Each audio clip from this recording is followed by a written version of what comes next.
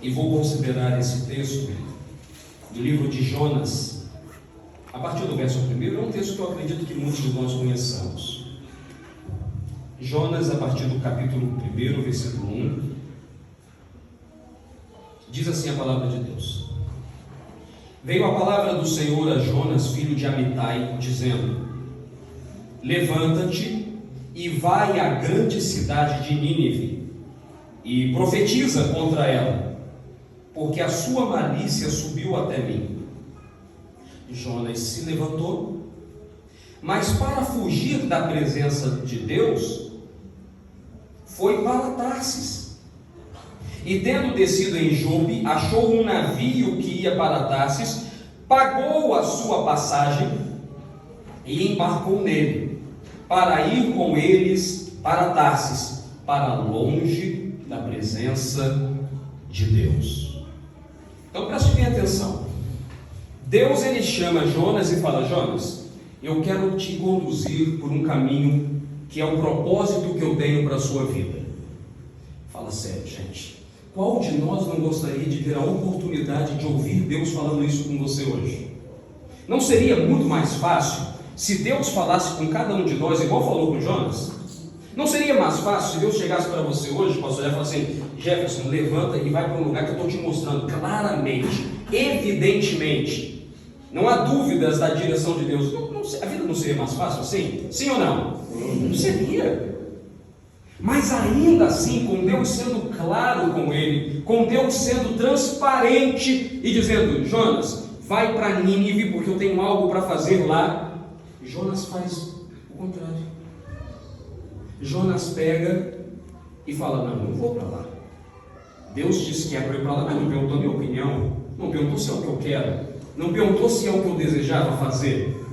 E comigo é assim, eu faço o que dá no meu nariz, não importa o que Deus quer. É assim como muitos de nós pensam.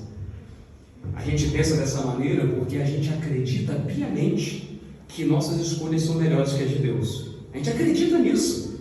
A gente é como uma criança. Eu tenho filhos de todas as idades, sem imaginar. Eu tenho filho de 12, de 11, de 6, de 3. Mas é como meu filho de 3 anos olhar para mim, que sou um pai, chegando aos 40 e dizer: pai, eu sei mais do que o Senhor. É o que nós fazemos quando dizemos para Deus que nós sabemos mais que Ele. É como meu filho de 3 anos dizer: pai, não é esse o caminho, é aquele. É quando eu digo para Deus: Senhor, não é essa a vontade que eu quero, a sua não serve, tem que ser a minha. Mas a gente insiste com Deus. E foi o que Jonas fez. Jonas disse: não, eu não estou afim de ir para Nínive, não. Eu vou para Tarsis, lá é muito melhor. Talvez Deus tenha se enganado. Por acaso ele disse uma coisa, mas ele queria dizer outra. E me chama a atenção que a Bíblia diz que, para fugir da presença de Deus, Jonas se dispõe a tirar dinheiro do bolso. Olha que ponto chega o ser humano: a pagar a sua passagem do próprio bolso, levou prejuízo financeiro só para não fazer o que Deus disse que ele tinha que fazer. Ele acha um barco indo para Tarsis, tira dinheiro do próprio bolso e paga. Posso te contar um segredo, gente? Existem pessoas que estão pagando caro porque se negam a fazer o que Deus quer para a sua vida. Estão pagando caro porque estão entrando num barco que vai na direção oposta ao que Deus quer. Você está disposto a pagar caro para seguir na direção contrária? Não é mais fácil seguir na direção que Deus tem? Afinal de contas, a palavra de Deus diz que a vontade de Deus é boa, perfeita e o que? Agradável. Mas ainda assim há pessoas pagando caro para não viver a vontade de Deus. Você conhece um pouco o texto, mas eu quero lhe chamar a atenção para continuarmos a leitura. Versículo 4. Mas o Senhor lançou sobre o mar um forte vento e fez-se no mar uma grande tempestade, e o navio estava a ponto de se despedaçar. Então os marinheiros, cheios de medo, clamavam cada um ao seu Deus e lançavam ao mar a carga que estava no navio, para o aliviarem do peso dela. Jonas, porém, havia descido ao porão e se deitado, e dormia profundamente. É engraçado porque a Bíblia diz que quando Jonas faz isso, pastor bispo, ele faz para fugir da presença de Deus. O que talvez Jonas não tenha lembrado é que não há lugar onde consigamos fazer isso. Às vezes nós fugimos do olhar dos nossos pais, às vezes nós fugimos do olhar dos nossos amigos, às vezes nós fugimos do olhar dos nossos pastores, às vezes fugimos do olhar da comunidade onde vivemos, mas não tem como fugir da presença de Deus, gente. O salmista Davi vai dizer que se eu subir ao céu, Deus vai estar lá, e se eu fizer a minha cama no inferno, Deus também vai estar lá. Não há como fugir de Deus. Não há nem a morte, nem a vida, nem se eu estiver em São Paulo, Rio de Janeiro, Portugal, posso estar em um país que nega o cristianismo, posso estar morto. Em todos os lugares eu vou encontrar com Deus.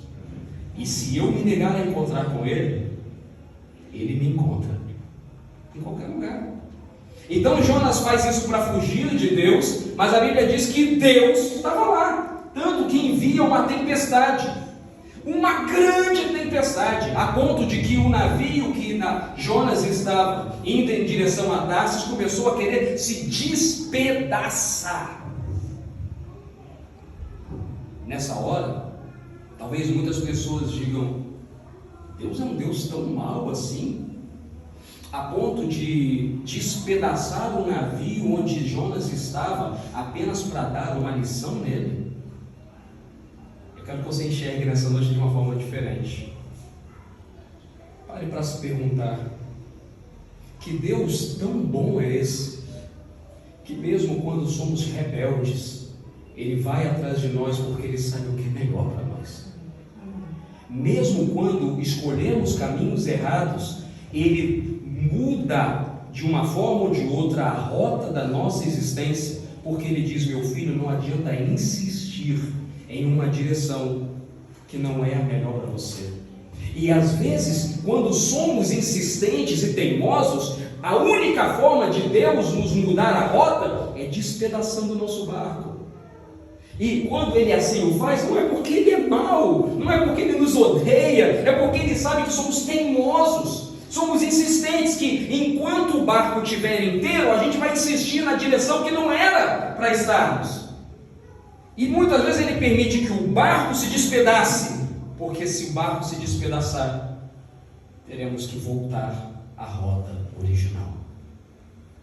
Lá está Jonas, a tempestade vem, o barco está prestes a despedaçar, os marinheiros, cada um orando ao seu Deus, mas talvez nessa hora Jonas tenha sofrido um peso na consciência, ou ele tenha percebido: olha, daqui a pouco vão descobrir que a culpa é minha.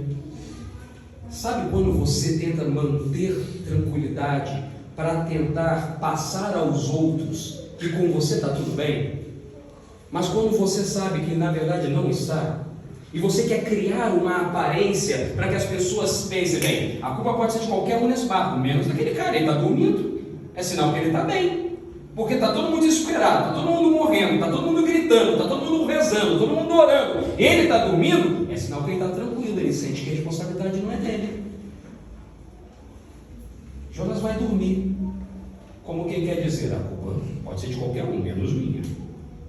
Mas era só aparência, gente. Ele queria que as pessoas acreditassem que o único que lá estava, que era inocente, era ele. Mas na verdade, no fundo, ele sabia que o responsável era ele.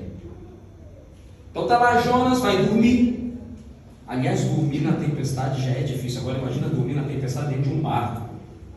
Eu nunca tive essa experiência de pegar uma tempestade no barco. Alguém que já pegou uma tempestade no barco? Eu imagino que não deve ser agradável, né? Continue aqui comigo a leitura.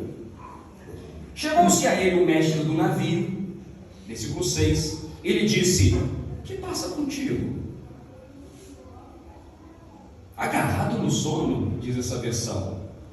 Levanta, invoca o teu Deus, talvez assim esse Deus se lembre de nós, para que nós não pereçamos. E diziam uns aos outros: vinde, lancemos sorte, para que saibamos por causa de quem nos sobreveio esse mal. E lançaram sorte. E a sorte caiu em quem? Em Jonas. Jonas estava fingindo que ele era com ele. Jonas sabia que ele era responsável. Gente, uma das coisas que mais afetam a humanidade é quando o homem quer esquivar-se da responsabilidade das suas próprias decisões.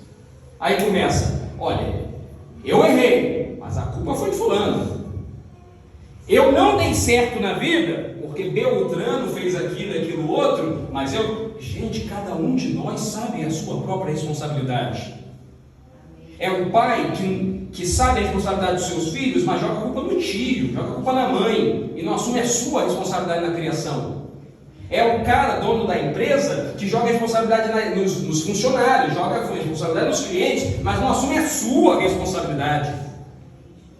Finge que não é com ele. Você é responsável.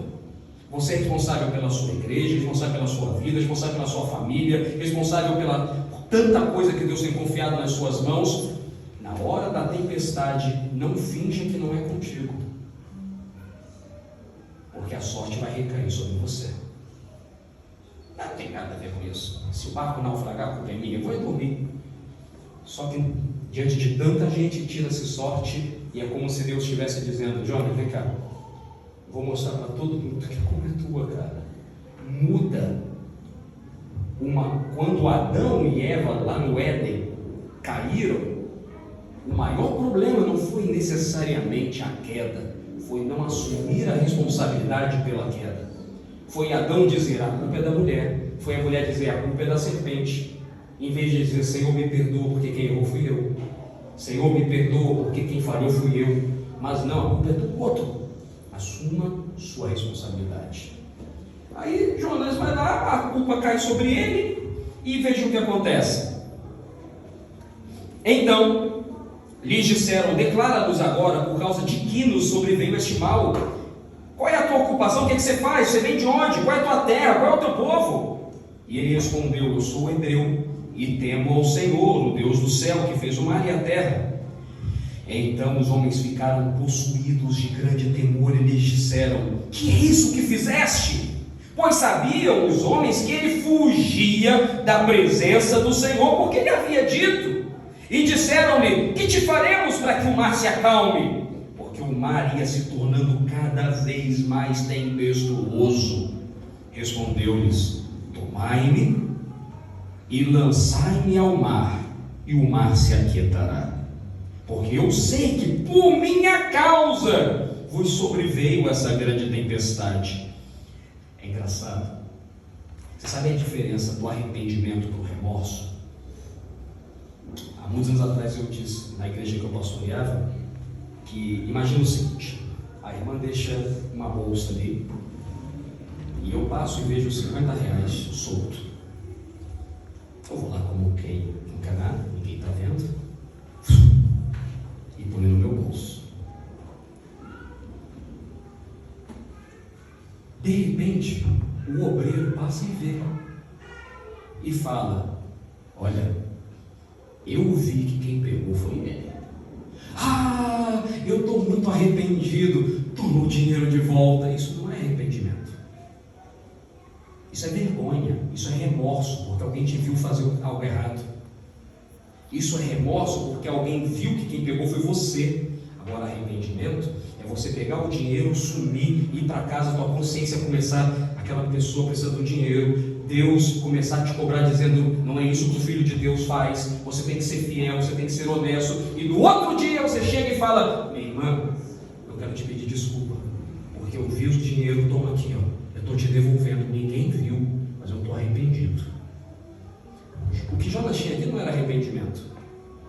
O que Jonas tinha aqui era remorso, porque Deus havia mostrado a nudez dele para todo mundo. Arrependimento ele teria se no momento em que todo mundo estivesse ali orando, ele se expusesse assim: a culpa é minha. Mas ele não fez isso, ele foi dormir. Ele só declarou que a culpa era dele porque Deus fez que a sorte caísse sobre ele. Há pessoas que sabem que tem que consertar algumas coisas na vida, mas não fazem. Vão empurrando com a barriga e dizem: ninguém sabe, ninguém descobriu, ninguém sabe que eu menti, ninguém sabe que eu roubei, ninguém sabe que eu enganei, ninguém sabe que eu traí, então não há por que eu me arrepender. E fingem que nada acontece. Aí de repente, aquilo vem à tona: eu estou tão arrependido. Não está arrependido. O que você está é com medo das consequências do teu erro. O arrependimento se dá quando, independente do que é dito ou feito, você sabe que está errado e que precisa consertar. Jonas, cheio de remorso, vai lá e fala: olha, fui eu, me joga no mar então. Preste atenção, a mensagem vai dar uma guinada importante. Versículo 13: entretanto os homens remavam, esforçando-se por alcançar a terra, mas não podiam, porquanto o mar se ia tornando cada vez mais tempestuoso contra eles. Então clamaram ao Senhor, dizendo: Senhor, rogamos-te que não pereçamos por causa da vida deste homem, e não façais cair sobre nós este sangue, quanto a nós inocente, porque tu, Senhor, fizeste como te aprouve. E levantaram a Jonas e o lançaram ao mar, e cessou a tempestade. Temeram, pois, esses homens em extremo ao Senhor, e ofereceram sacrifícios ao Senhor e fizeram votos. E deparou o Senhor um grande peixe, para que tragasse a Jonas, e esteve Jonas 3 dias e 3 noites no ventre do peixe. Agora preste atenção. Aqueles homens então pegam Jonas diante da tempestade, já não sabiam o que fazer, e percebam que eles não tinham intenção de machucar Jonas, não era essa a vontade deles. Eles queriam era resolver o problema, tanto que eles postergaram, fizeram de tudo para não ter que lançar Jonas ao mar. Mas quando eles viram que não tinha solução, pegaram Jonas e lançaram ao mar. Quando Jonas está no mar, a Bíblia diz que vem um grande peixe. Uns dizem que era uma baleia, outros dizem que era uma cachalote, outros dizem que era um tubarão, baleia. Não interessa, gente. Podia ser uma sardinha gigante, não interessa. Já pensou uma sardinha gigante? Não interessa qual era o peixe. Mas a Bíblia diz que esse peixe gigante, de grandes dimensões, engole Jonas no meio do mar. E Jonas fica dentro do ventre do peixe 3 dias e 3 noites. O que Jonas ficou fazendo lá dentro? É o lugar mais confortável do mundo, o ventre de um peixe? O que você imagina? Mas tem algo que me chama a atenção. O que me chama a atenção é que se o peixe não tivesse engolido Jonas, Jonas tinha morrido. As pessoas geralmente, quando falam do peixe, falam como um castigo de Deus, mas não foi. Quando as pessoas falam do grande peixe engolindo Jonas, as pessoas falam: a baleia veio e engoliu Jonas porque Jonas era desobediente. Não. Jonas foi jogado ao mar porque era desobediente. A baleia engoliu Jonas porque as misericórdias de Deus se renovam a cada manhã. E se aquela baleia não tivesse engolido Jonas, Jonas tinha morrido afogado no oceano. Você sabe se poderia, por exemplo, ter animais como um tubarão que poderia matá-lo? Você sabe quais tipos de animal ou monstro marinho que poderia ter na região? Estamos falando de alto mar. Estamos falando de um alto mar que estava revolto por causa da tempestade. Talvez nenhum grande nadador como fala um nadador porcaria, né? Michael Phelps. Talvez nem o Michael Phelps, se lançar no mar diante de uma tempestade, iria resistir mais de 1 hora, ou mais que 10 minutos, não sei. A baleia, vou chamá-la assim, não era um castigo de Deus.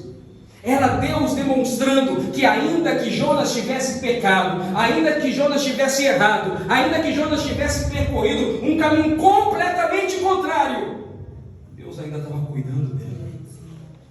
Deus ainda estava dizendo: Jonas, eu te amo tanto, cara. Eu não vou deixar você se afogar. Eu não vou deixar o mar destruir a tua vida. Eu não vou deixar que as bestas que estão no oceano te devorem. Eu vou te guardar. Eu vou te proteger. Só que é engraçado porque a proteção de Deus nem sempre se dá pela maneira que nós queremos. Eu lembro que certa vez um homem cego chegou-se até Jesus, e Jesus, ao curar aquele homem, curou de uma das maneiras mais inusitadas.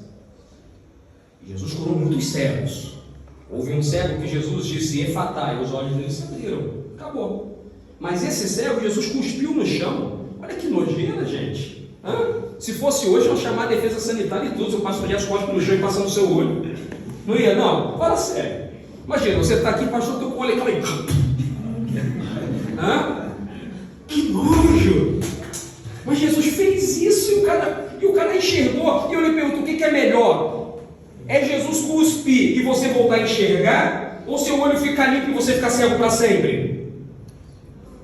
Há maneiras de Deus trabalhar que às vezes não vão de acordo com o nosso convencional. A gente diz: Senhor, me guarda. E Deus vai te falar: vou te guardar no ventre de um peixe. Ah não, Deus, aí não.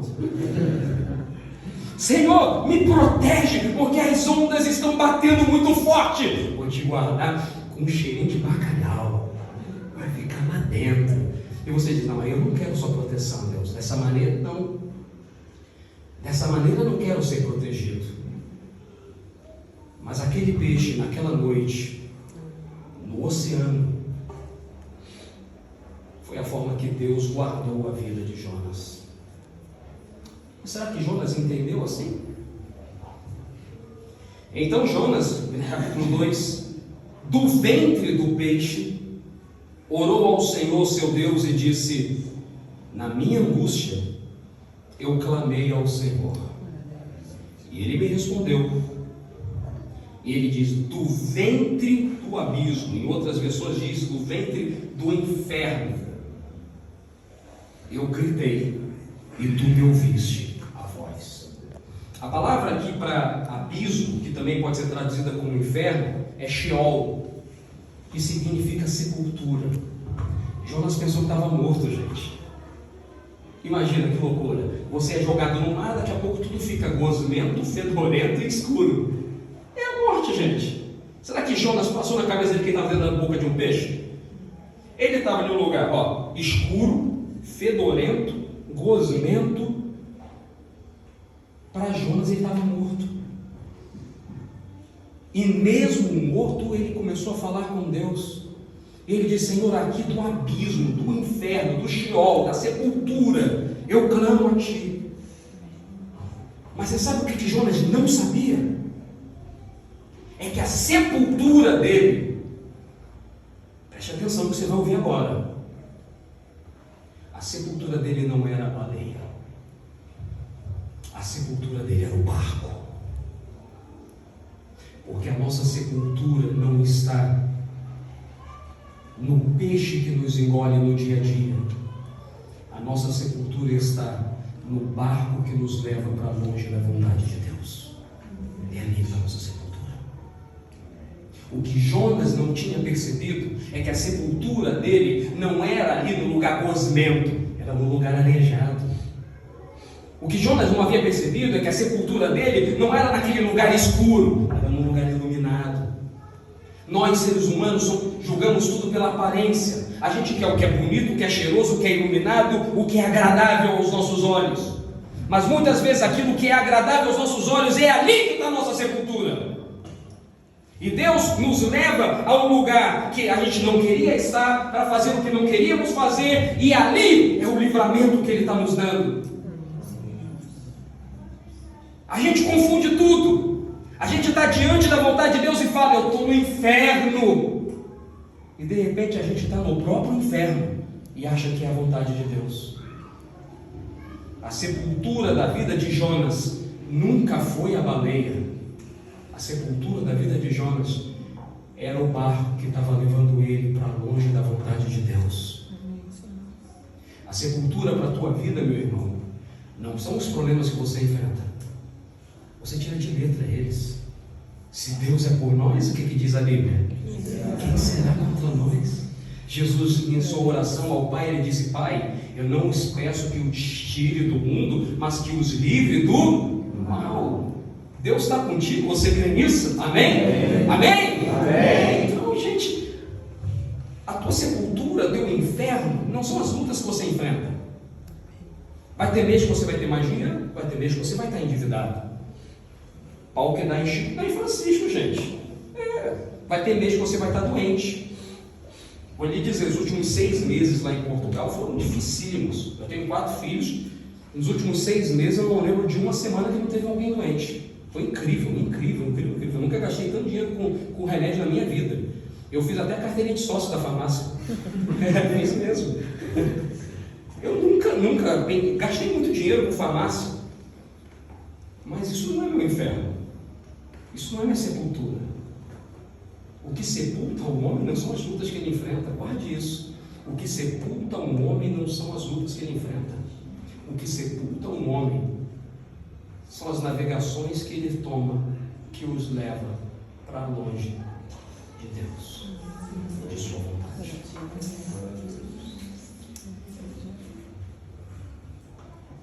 Bem, na continuidade do texto, da história, a Bíblia diz que Deus faz com que aquele grande peixe vomitasse Jonas. Sabe aonde? Quem lembra? Copacabana. Não, em Nínive. Jonas fez tudo para ir para Tarsis. Tudo. Mas o amor de Deus é tão grande, pastor Jefferson, que não deixou.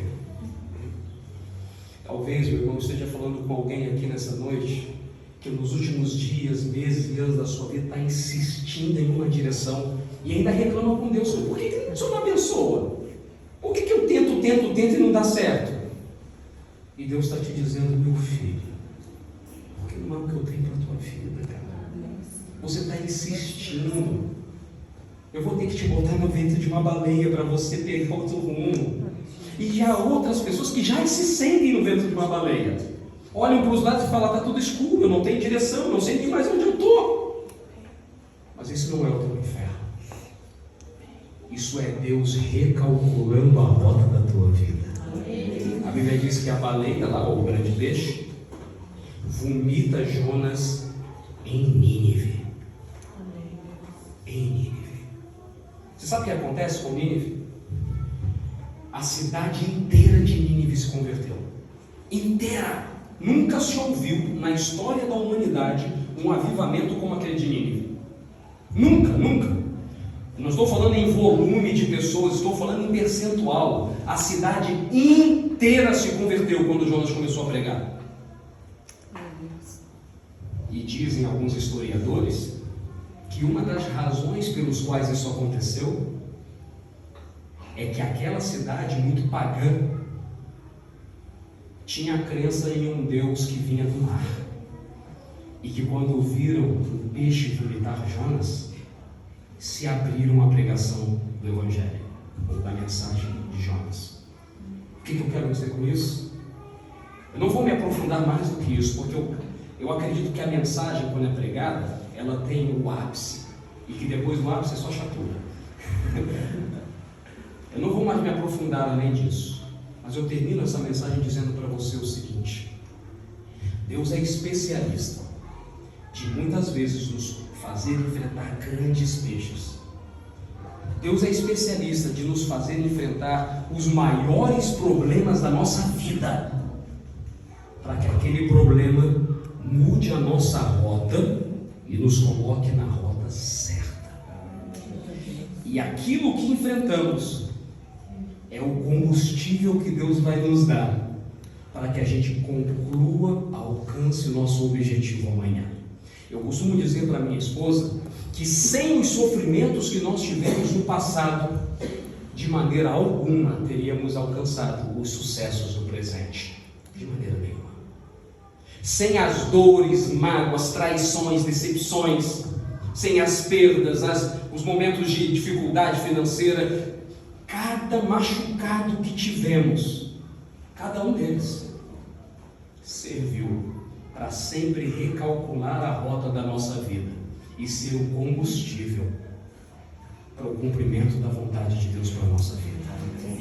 Eu quero lhe dizer nessa noite, meu irmão, que Jonas, quando estava no ventre da baleia, ele achou que estava vivendo a morte em vida. Ele pensou isso. Como há pessoas que assim pensam, que estão vivendo uma vida morta. Mas o que eles não sabiam, ou que Jonas não sabia, é que na verdade a baleia era a nova porta da vida dele para voltar a viver de verdade. Você tem problemas? Tem. Mas entrega o teu caminho ao Senhor. Confia nele, diz o salmista, e tudo mais ele fará. Você tem lutas? Tem, lógico que tem, gente. O pastor que um dia subir ao púlpito e dizer que você não vai ter mais problema, ele é mentiroso, gente. Desculpa, ele é mentiroso. Ele não está falando a verdade. Você tem todo tipo de luta. Tem teu marido que às vezes briga contigo, tem o vício do teu filho, tem a luta no seu relacionamento, tem o teu desemprego, tem a doença, tem a quantidade de remédios que tem que comprar no final do mês, tem o aluguel que atrasa, tem um monte de... Tem ou não tem, gente? Ou só acontece comigo? É só comigo que acontece? Ah, eu pensei que fosse. Que vocês estão me olhando com uma cara de assustado, dizendo assim, mas isso não é o teu inferno. Você vai passar por tudo isso e vai vencer. O que você não pode é tomar um rumo diferente do que Deus quer para a sua vida. Senhor, olha que oração maluca, tá? Não estou mandando segurar assim não, é assim que eu oro. Senhor, se for necessário, envia uma tempestade na minha vida para que o meu barco volte à direção certa. Quem é que ora assim? Só gente doida. Eu sou meio doido. Eu oro assim. Senhor, eu prefiro uma tempestade que acerte a rota do meu barco do que um mar calmo que me leve para o abismo. Tem alguma coisa que você acredite que precisa acertar na sua vida? Você cansou de viver a morte em vida e quer voltar a viver a vida em vida?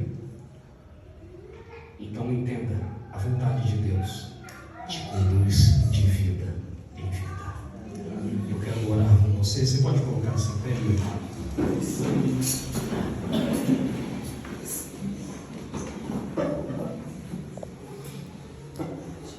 O cantar, posso?